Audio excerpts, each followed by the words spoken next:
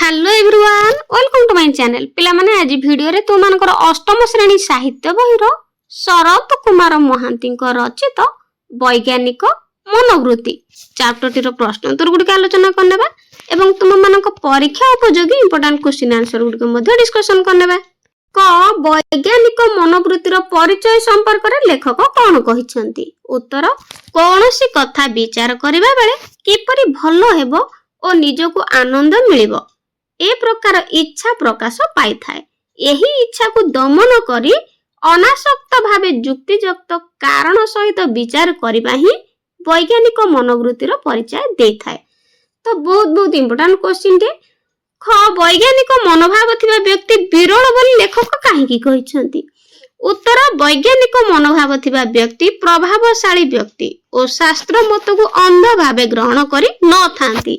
से कौनसी व्यावसायिक लाभ क्षेत्र हिसाब न रखी व्यक्तिगत इच्छा को जलांजलि दे केवल सत्यर उद्घाटन पाई निरपेक्ष भावे विचार करिथांती।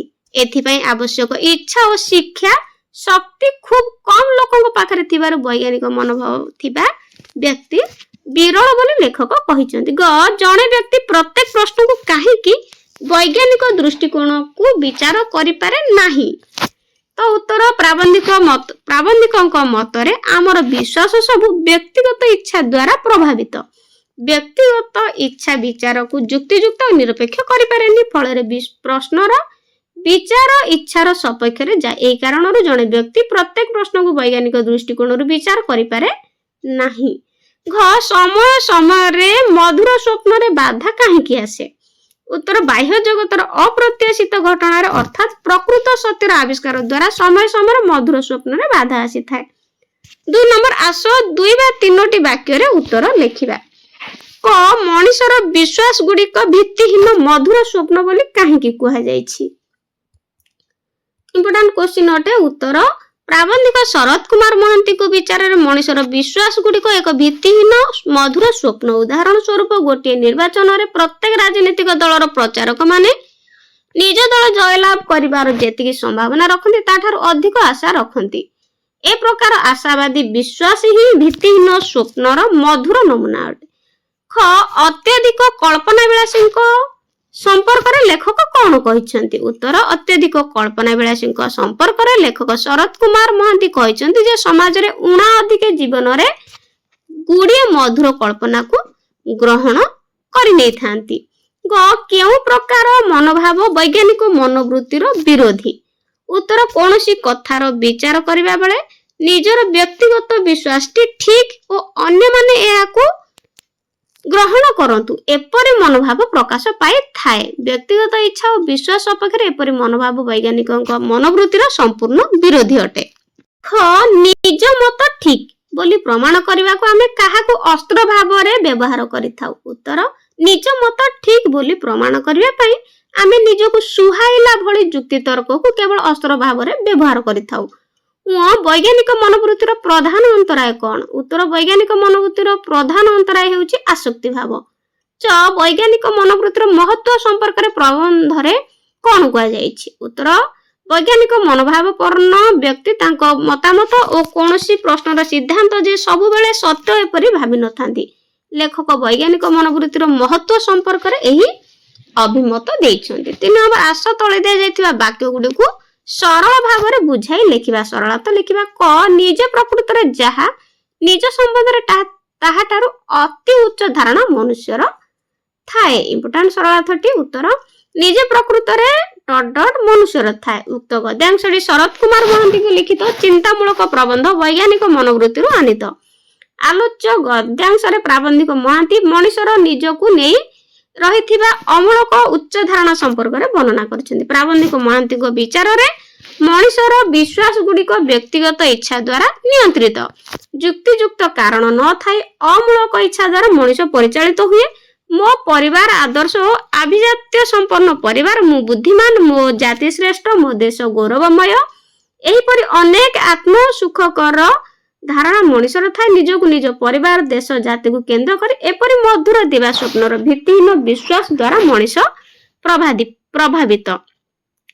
ପ୍ରାବନ୍ଧିକଙ୍କ ମତରେ ନିଜେ ମଣିଷ ପ୍ରକୃତରେ ଯେତିକି ଆଦର୍ଶ ଶ୍ରେଷ୍ଠତା ଗୌରବର ଅଧିକାରୀ ନୁହେଁ ତାଠାରୁ ଅଧିକ ଉଚ୍ଚତର ଧାରଣା ବା ବିଶ୍ୱାସ ତାହାର ଥାଏ। ବେଳେ ବେଳେ ସତ୍ୟ ଅବଶ୍ୟ ପ୍ରକାଶ ପାଏ ଓ ମଣିଷର ନିଜ ଯୋଗ୍ୟତା ଉପରେ ସନ୍ଦେହ ଆସେ, ମାତ୍ର କିଛି କ୍ଷଣ ପରେ ସେ ଅନ୍ୟ ଏକ ବିଶ୍ୱାସ ଦ୍ୱାରା କବଳିତ ହୋଇ ସେ ନିଜ ଯୋଗ୍ୟତା ଉପରେ ଆସ୍ଥା ସ୍ଥାପନ କରି ମଧୁର ସ୍ୱପ୍ନ ରାଜ୍ୟକୁ ଫେରିଯାଏ। ପ୍ରାବନ୍ଧିକଙ୍କର ଏହି ପ୍ରକାର ବିଚାର ବେଶ ମନୋଜ୍ଞ ଓ ତାତ୍ପର୍ଯ୍ୟପୂର୍ଣ୍ଣ ହୋଇପାରିଛି। ମାତ୍ର ଶିଳାର ପରୀକ୍ଷା କ୍ଷେତ୍ରରେ ଯାହା ସତ୍ୟ ସବୁ କ୍ଷେତ୍ରରେ ତାହା ସତ୍ୟ ନୁହେଁ। ମାତ୍ର ଶିଳାର ଡଡ ସତ୍ୟ ନୁହେଁ। ଆଲୋଚ୍ୟ ଗଦ୍ୟାଂଶଟି ଆମ ପଠିତ ସାହିତ୍ୟିକା ବହିରେ ସଂଯୋଜିତ ଶରତ କୁମାର ମହାନ୍ତିଙ୍କ ଲିଖିତ ପ୍ରବନ୍ଧ ବୈଜ୍ଞାନିକ ମନୋବୃତ୍ତିରୁ ଆନିତ। ଏଠାରେ ପ୍ରାବନ୍ଧିକ ମହାନ୍ତି କୌଣସି ପରୀକ୍ଷାମୂଳକ ସିଦ୍ଧାନ୍ତ ନିର୍ଦ୍ଦିଷ୍ଟ ଓ ଚରମ ସତ୍ୟ ଉପରେ ପ୍ରତିଷ୍ଠିତ ନୁହେଁ ବୋଲି ପ୍ରତିପାଦନ କରିଛନ୍ତି। ଲେଖକଙ୍କ ମତରେ ବୈଜ୍ଞାନିକ ମନୋବୃତ୍ତି ନେଇ ପରୀକ୍ଷା କଲେ ବି କୌଣସି ପରୀକ୍ଷାର ସିଦ୍ଧାନ୍ତ ଶେଷ ସତ୍ୟ ନୁହେଁ। ଗୋଟିଏ ନିର୍ଦ୍ଦିଷ୍ଟ ବସ୍ତୁକୁ ଅଲଗା ଅଲଗା ପରୀକ୍ଷା କଲେ ତାହାର ଭିନ୍ନ ଭିନ୍ନ ସତ୍ୟ ପ୍ରକାଶ ପାଇପାରେ। ଦୁଇ ଜଣ ଭୂତତ୍ତ୍ୱବିତ୍ ଗୋଟିଏ ନିର୍ଦ୍ଦିଷ୍ଟ ଖଣିଜ ଶିଳାଖଣ୍ଡକୁ ପରୀକ୍ଷା କଲା ପରେ ଶିଳାର ଉପାଦାନ ବିଷୟରେ ଭିନ୍ନ ଭିନ୍ନ ମତ ପ୍ରକାଶ କରିଥାନ୍ତି। ସେହି ଶିଳାଖଣ୍ଡ ଗୁଡ଼ିକୁ ବିଜ୍ଞାନଗାରରେ ପରୀକ୍ଷା କଲେ ହୁଏତ ଜଣାପଡ଼ିବ ଜଣକର ମତ ଠିକ୍ ତା ବୋଲି ଅନ୍ୟ ଭୂତତ୍ତ୍ୱବିତ୍ ଯେ ବ୍ୟକ୍ତିଗତ ଇଚ୍ଛା ଦ୍ୱାରା ପରିଚାଳିତ ହୋଇ ଶିଳାଖଣ୍ଡ ଗୁଡ଼ିକ ସମ୍ପର୍କରେ ମତାମତ ଦେଇଥିଲେ ଏପରି ଭାବିବା ଠିକ୍ ନୁହେଁ। ତେଣୁ ସେ ବିଜ୍ଞାନାଗାରର ଏହି ରିପୋର୍ଟକୁ ସହଜରେ ଗ୍ରହଣ କରିନେବେ। ମାତ୍ର ଶିଳାର ପରୀକ୍ଷା କ୍ଷେତ୍ରରେ ଯାହା ସତ୍ୟ ତାହା ସାହିତ୍ୟ ସମାଲୋଚନା କ୍ଷେତ୍ରରେ ସତ୍ୟ ନୁହେଁ। ଜଣେ ସାହିତ୍ୟ ସମାଲୋଚକ ନିଜ ପ୍ରିୟ କବିଙ୍କ କବିତାର ସମାଲୋଚନା କଲାବେଳେ ବ୍ୟକ୍ତିଗତ ଇଚ୍ଛା ଦ୍ୱାରା ପରିଚାଳିତ ହୋଇ କବିଙ୍କ ସପକ୍ଷପାତୀ ମତାମତ ଦେଇଥାନ୍ତି। ସେ ସମାଲୋଚନା କରିବା ପରିବର୍ତ୍ତେ ଓକିଲାତି କରିଥାନ୍ତି। କିନ୍ତୁ ଶିଳା ପରୀକ୍ଷା କ୍ଷେତ୍ରରେ ଭୂତତ୍ତ୍ୱବିତ୍ଙ୍କ ମଧ୍ୟରେ ମତରେ ପାର୍ଥକ୍ୟ ଥିଲେ ହିଁ ବୈଜ୍ଞାନିକ ମନୋଭାବା ସମ୍ପନ୍ନ ଥିଲେ। ପ୍ରାବନ୍ଧିକଙ୍କର ଏପରି ସିଦ୍ଧାନ୍ତ ମନୋଜ୍ଞ ହୋଇପାରିଛି। ଚାଲର ତଳେ ଦିଆଯାଇଥିବା କେତେଗୁଡ଼ିଏ ଶବ୍ଦ ତ ଆସ ସେହି ଶବ୍ଦମାନଙ୍କୁ ନେଇ ଗୋଟିଏ ଗୋଟିଏ ଛୋଟ ଅନୁଚ୍ଛେଦଟିଏ ଲେଖିବା।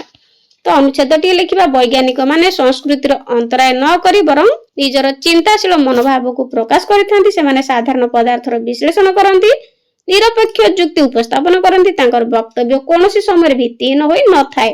ଶେଷରେ ସେମାନେ ଯେଉଁ ସିଦ୍ଧାନ୍ତରେ ପହଞ୍ଚିଥାନ୍ତି ତାହା ସାଧାରଣ ଲୋକଙ୍କ ପାଇଁ ଅପ୍ରତ୍ୟାଶିତ ହୋଇଥାଏ।